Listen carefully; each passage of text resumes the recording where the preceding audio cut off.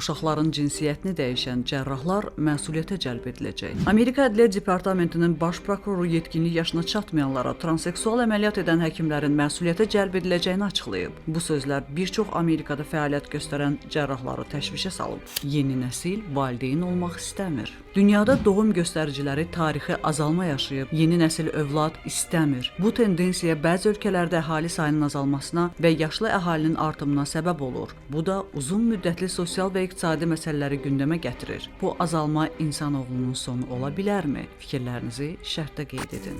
Xərçəngi göbələklə müalicə edəcəklər. Alimlər Çin təbabətində istifadə edilən Himalay göbələyindən alınan birləşim əsasında yeni preparat hazırlayıb. Kimyəvi modifikasiya sayəsində dərmanın xərçəng hüceyrələri ilə mübarizədə effektivliyi 40 dəfə artıqdır. Hazırda preparat sınaq müddətindədir.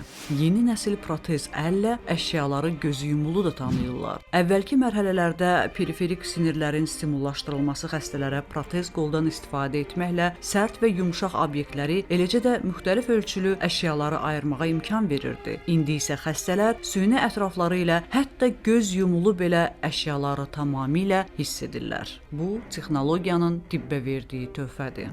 Səhifəmizi izləyin, videolarımızı bəyənin və şərh yazın.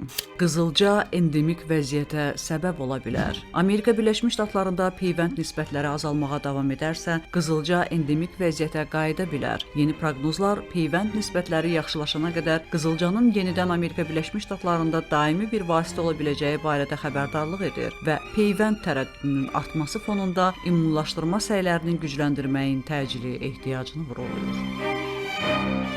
Sağlam xülasə. Qismət.